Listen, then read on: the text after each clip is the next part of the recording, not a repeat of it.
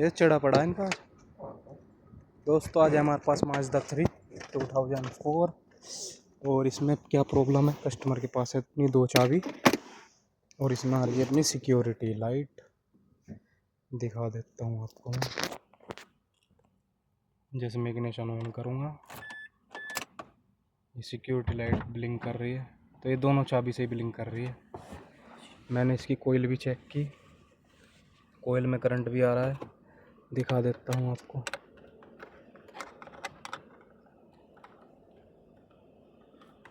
Ignition on करिए यार।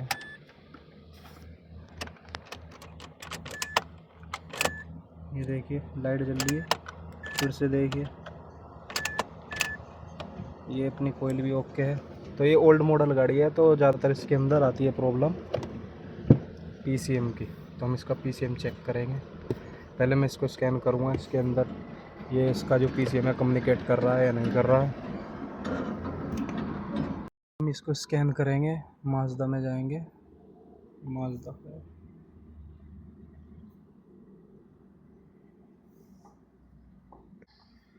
Automatic कर लेते हैं एक बार, फिर नंबर रीड करता है या नहीं। कर लिया, अब क्या करेंगे।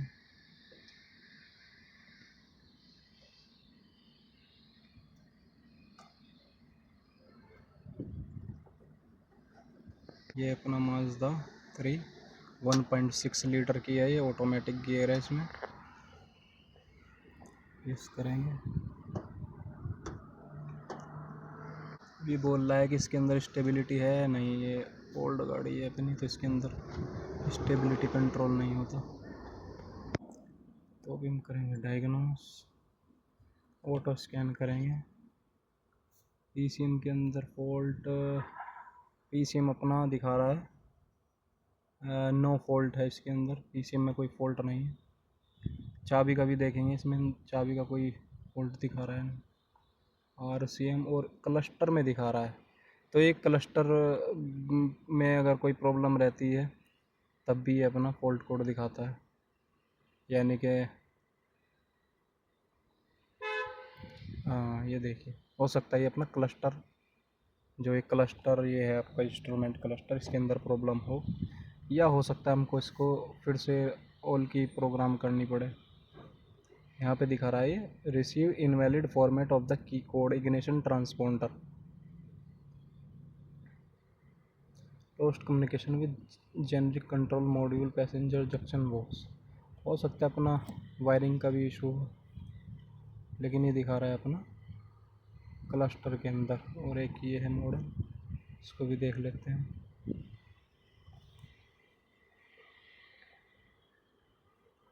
रीड कोड ओके करेंगे। तो ये तो अपना डोर वगैरह दिखा रहा है, ओपन वगैरह, पार्किंग स्विच, तो इससे हमें कोई लेना देना नहीं है। तो मेन अपना क्लस्टर के अंदर ही प्रॉब्लम है। और एक ये आरसीएम है, इसको भी देख लेते हैं। वैसे आरसीएम का रिलेशन तो नहीं होता इससे।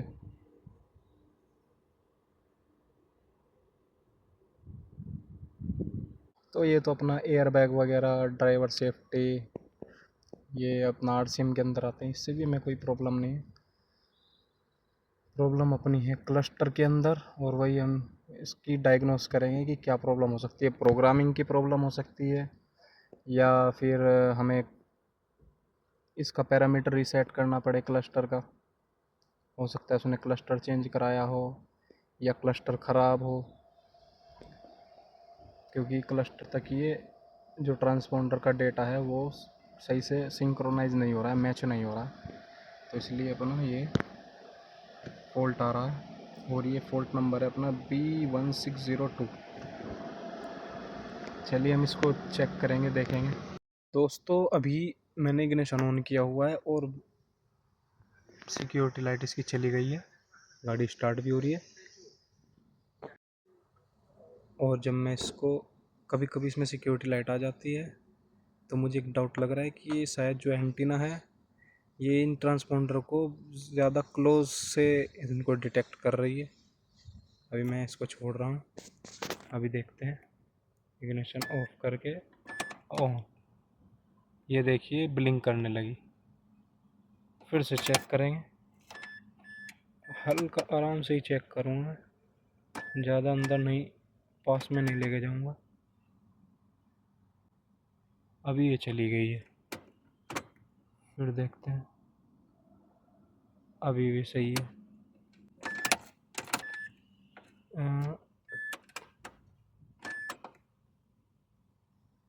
अभी भी सही है।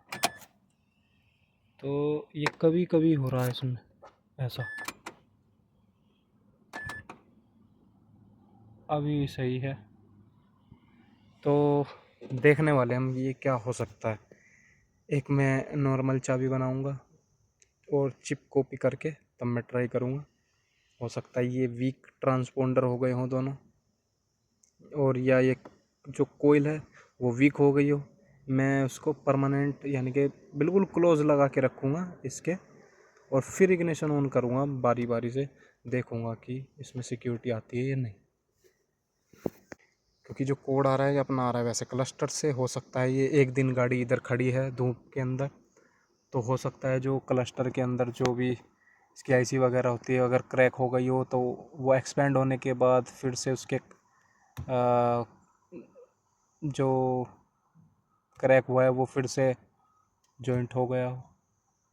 कुछ भी हो सकता है, हम बारी बारी से चेक करने वाले हैं।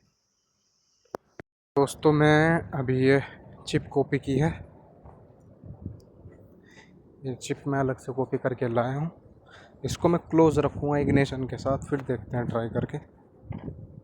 ये चिप मैंने बिल्कुल क्लोज लगा दी है इसके, ये एंटीना है इसके पीछे। अभी मैं चेक करने वाला हूँ ये क्या रिस्पॉन्स देता है। मल्टीपल टाइम चेक करूँगा मैं। हाँ, ये भी ओके है। फिर से चेक करने वाला हूँ।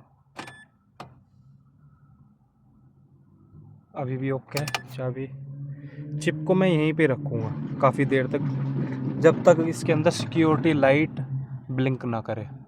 अगर security light multiple time blink नहीं करती है तो ये इसमें प्रॉब्लम फिर यही होगी कि इसकी जो डिस्टेंस होती है एंटीना की, वो डिस्टेंस कम हो गई है जो ट्रांसपोंडर को एक्टिव करती है।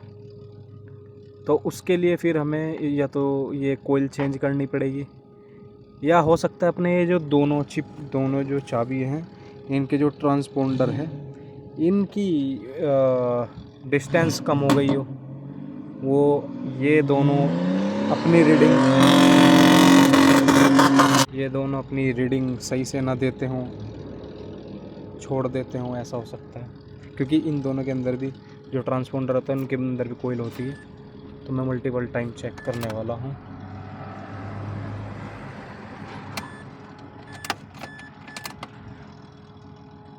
अभी फ़िलहाल ओके ही लग रहा है, लेकिन हम तब तक चेक करेंगे अपना जब तक इसमें सिक्योरिटी लाइट फिर से ना आ जाए। और अगर नहीं आती है तो अपना यही प्रॉब्लम है। फिर एक चाबी फिर मैं इसका एक चिप कवर काटूँगा, उसमें फ़िक्स करूँगा, फिर देखते हैं। हो सकता है दोनों ट्रांसपोंडर या तो वीक हो गए हों या अपनी एंटीना वीक हो गई हो। चलिए बताता हूँ मैं लास्ट में आपको। तो लास्ट में आपको गाड़ी स्टार्ट भी करके दिखा देता हूँ। ये गाड़ी स्टार्ट हो गई है। ये अपनी नई वाली चाबी है और ये है अपनी ओल्ड वाली, और दोनों ओल्ड वाली फॉल्टी हैं। तो कभी कभी ऐसा होता है कि प्रॉब्लम लगता है कि गाड़ी के अंदर हो सकती है, क्योंकि एक साथ दोनों चाबी ख़राब नहीं होती। लेकिन ये बहुत ही रेयर होता है कि जब आपकी दोनों चाबी ही ख़राब हो। यानी कि ख़राब तो नहीं है, लेकिन इसकी जो ट्रांसपोंडर की डिस्टेंस है वो बहुत कम हो गई है।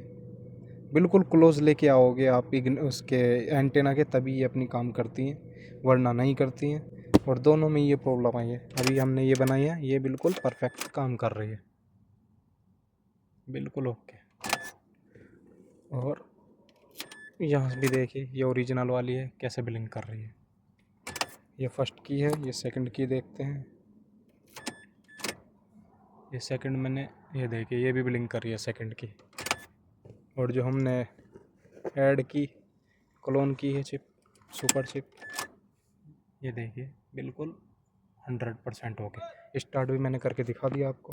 So thanks for watching. Like करें, सब्सक्राइब करें, फॉलो